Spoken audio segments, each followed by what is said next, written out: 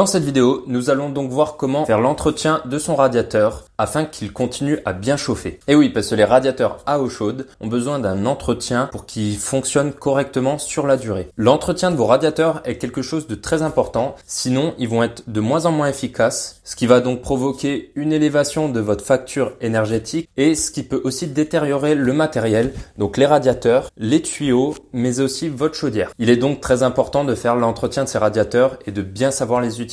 Donc tout d'abord, sachez qu'il faut purger vos radiateurs tous les ans en automne avant de les rallumer. C'est la raison la plus fréquente pourquoi votre radiateur peut rester froid alors que vous l'ouvrez. Il va donc falloir chasser l'air qu'il y a dans le radiateur et pour cela, on va utiliser le bouton purgeur. Une autre caractéristique de l'air dans le radiateur, c'est quand il fait du bruit, quand vous l'allumez, que vous entendez des petites bulles, un bruit bizarre. Vous savez peut-être déjà comment purger votre radiateur, mais au cas où, on va le faire ensemble. Alors attention, il faut purger votre radiateur quand l'eau est froide, sinon vous risquez de vous brûler. Pour cette étape, munissez-vous de la clé pour purger ou d'un tournevis ou encore d'une clé pour dévisser. Ça dépend de votre purgeur. Vous pouvez aussi avoir un bouton purgeur qui se tourne simplement. Donc adaptez-vous à votre situation. Prenez aussi un récipient parce qu'on va ouvrir jusqu'à ce que l'eau arrive. Assurez-vous que la valve thermostatique est ouverte. Cela ouvre le circuit et permet de faire circuler l'eau pour repousser l'air. Donc c'est assez simple.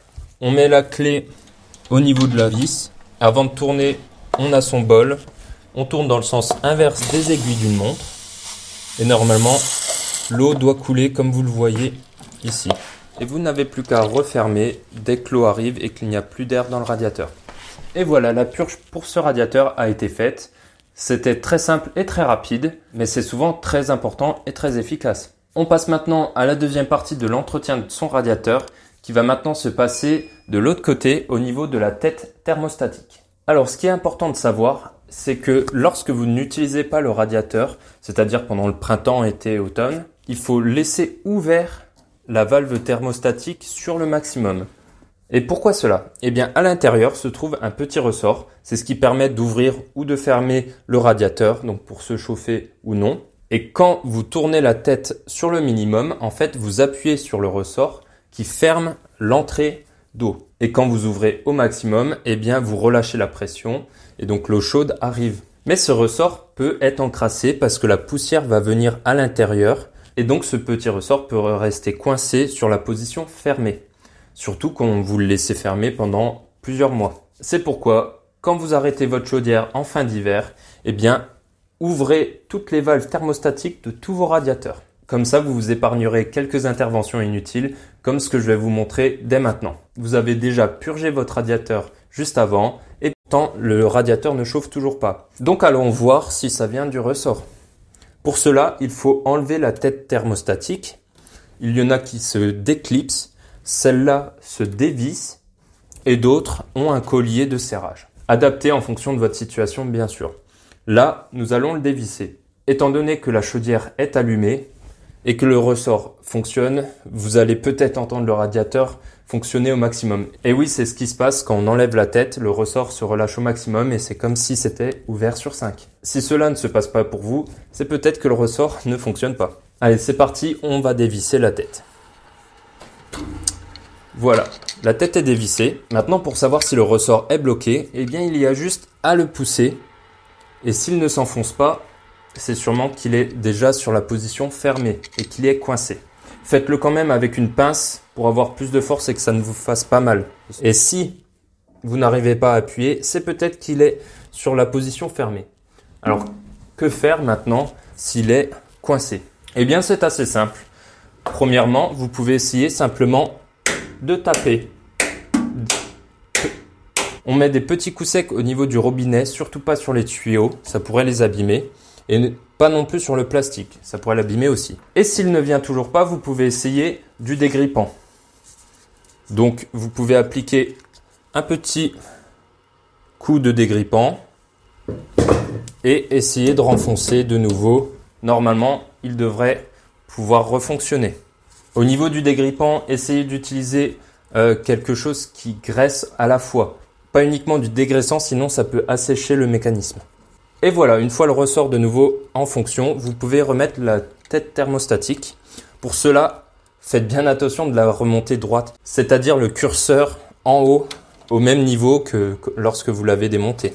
Normalement, vous n'avez pas besoin de pince pour resserrer. À la main suffit.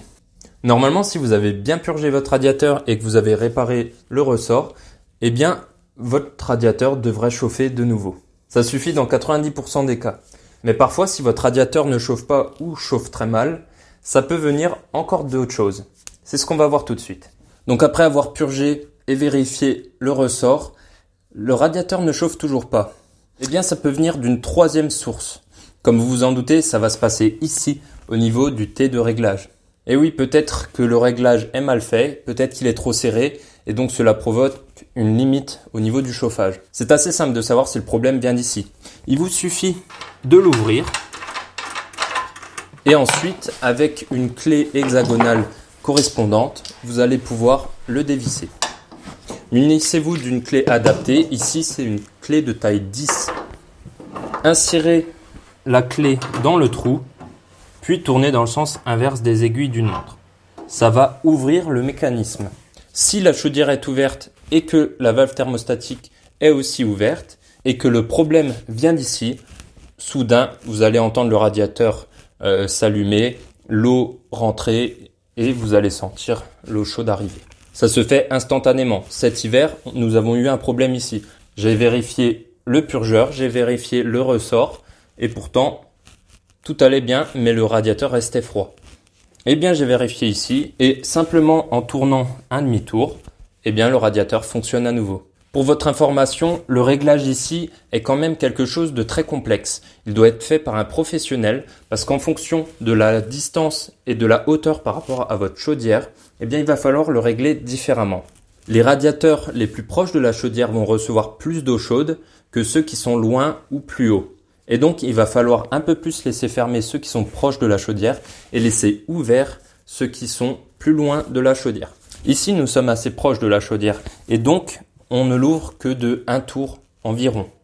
Les autres sont plus loin, ils sont ouverts de 2 tours, voire plus. Si les radiateurs éloignés de votre chaudière chauffent moins que les radiateurs qui sont proches de votre chaudière, peut-être que le problème vient du réglage.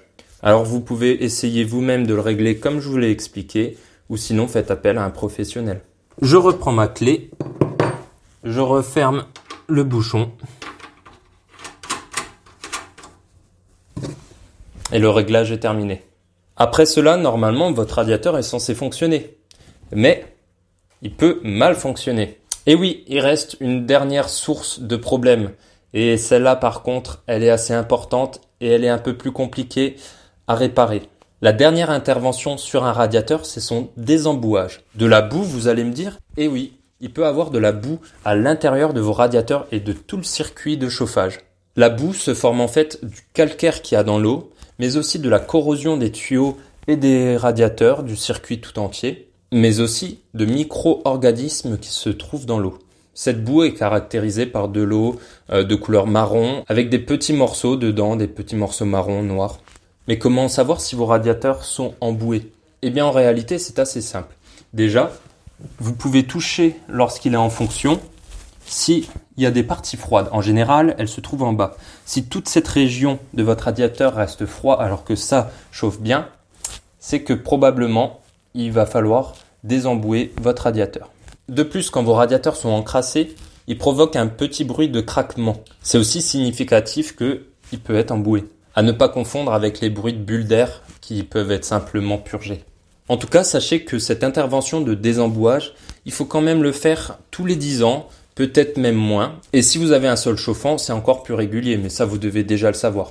Alors dans cette vidéo, je suis désolé, je ne vais pas vous montrer comment faire un désembouage complet de votre installation parce que c'est une intervention quand même assez conséquente.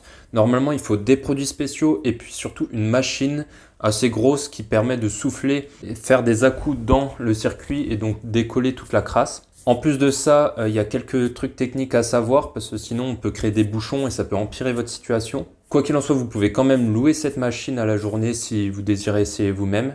Ça reste quand même du travail.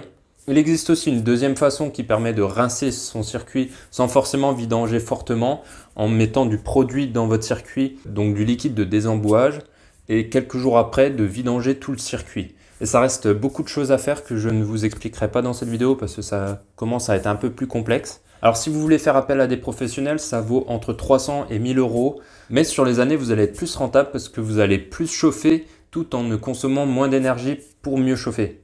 C'est quand même rentable. Mais quoi qu'il en soit, je vais quand même vous montrer comment désembouer au moins un radiateur à la fois. Mais cette vidéo commence à être un peu longue, donc ce que je vais faire, c'est que je vais vous faire un autre épisode pour pouvoir bien vous expliquer comment démonter un radiateur et comment bien le vidanger et le laver. Ça vous permettra en même temps de savoir le démonter quand vous voulez peindre ou mettre un papier peint derrière. Donc je vous dis à tout de suite pour le démontage et la vidange de son radiateur.